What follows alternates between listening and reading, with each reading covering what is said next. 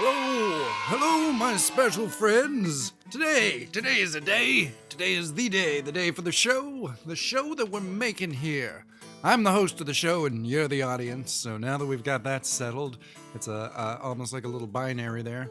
We can move on and get right into the topic. You're you and I'm me. That's the difference between us. That's what I meant by that.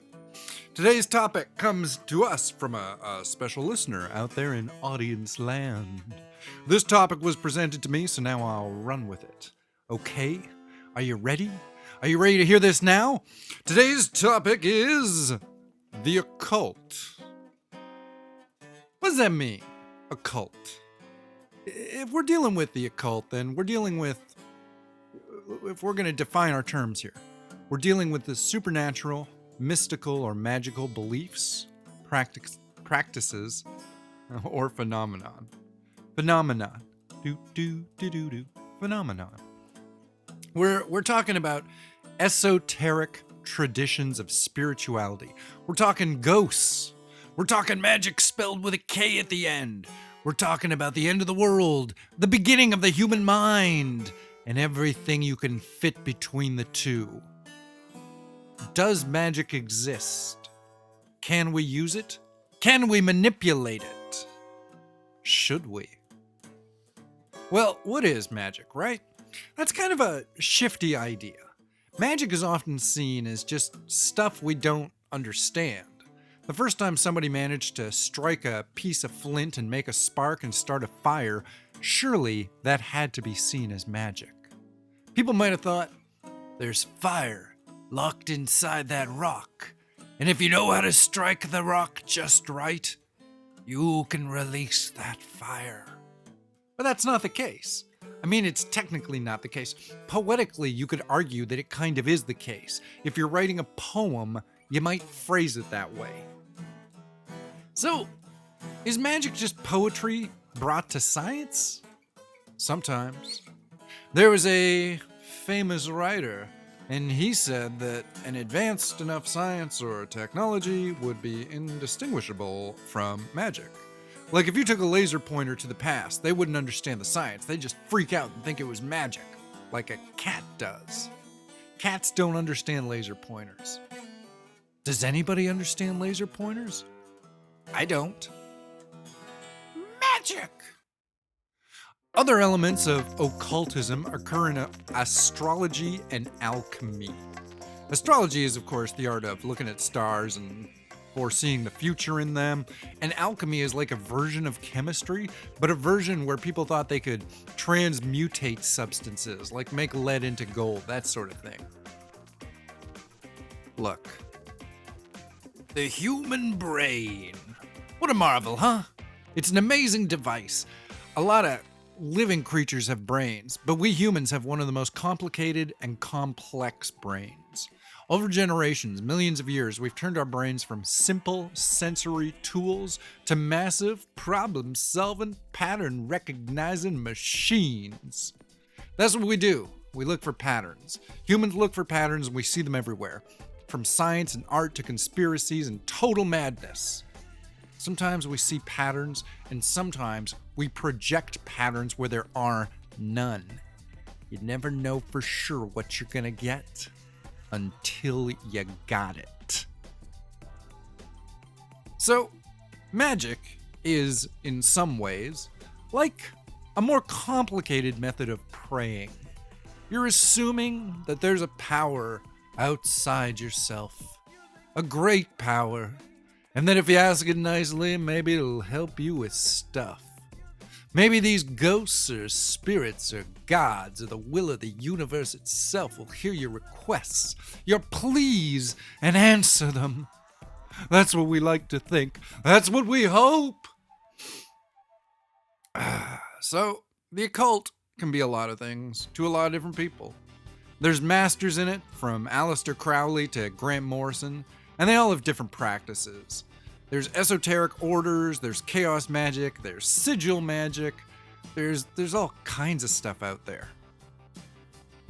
But is it real? Follow-up question, is anything real? Nothing is real, of course. Things just exist, and then our human minds come along and they create meaning. And us humans, living inside our human minds as we do, they see that meaning our minds create and they latch on to it. They say, this must mean something. There must be a larger world than just myself. Maybe I don't just fade away when I die. Maybe it's not all churches and gods. Maybe it's something else. If we're talking about the occult, then we're talking about the supernatural, the mystical, or magical powers or phenomena. Some people consider UFOs to be part of that, and once upon a time, creatures like fairies and, Bigfoot, they were seen with far more legitimacy than we see them with now. All of those things were occult. Well, maybe not Bigfoot. But we're talking about secret knowledge, hidden away. Hidden away by who? And why? Because knowledge is power, and people with power don't want other people to have power, because if you have the only power, then it's even more powerful. These days, we don't focus too much on hidden knowledge. We have schools where you can buy knowledge, and we have the internet where you can forage for knowledge, just as our ancestors foraged for foods. Of course, just as one might discover a poison berry while hunting for lunch, so too might one find all sorts of useless information online when searching for truth. Truth. What is it? What does it want? Truth is a slippery concept, and perhaps that's at the root of occultism. The known and the unknown. That's like a binary, a 1 and a 0. Have we found ourselves back in the Matrix again? Maybe. Why not? The Matrix is a fine place to be, and a fine motion picture. I learned a lot from it, and so can you. So shall you, if you let yourself. Occultism. What do we know? What do we not know? What do you believe?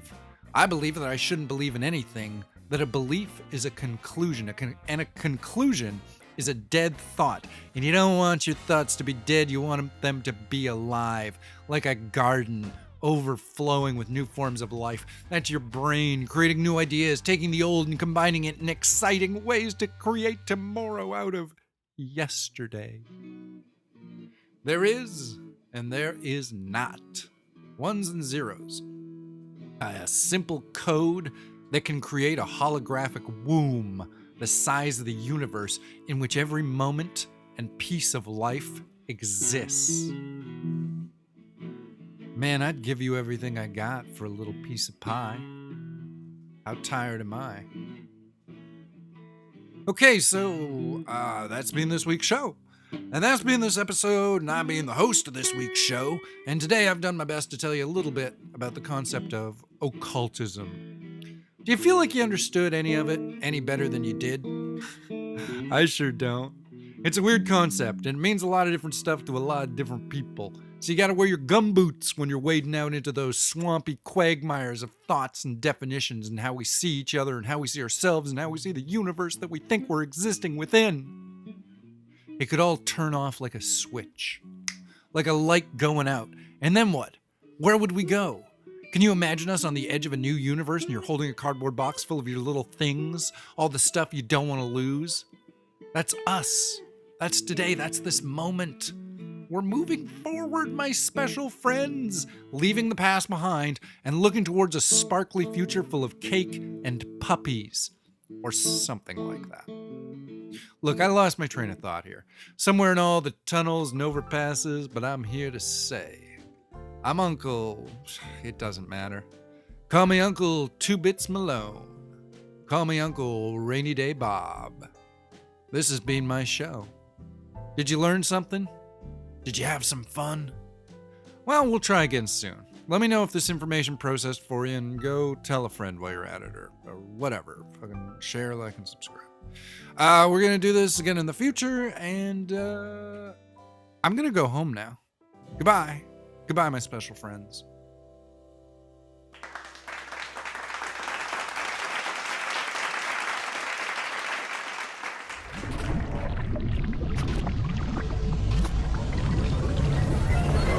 Oh yeah, tell us she wrote.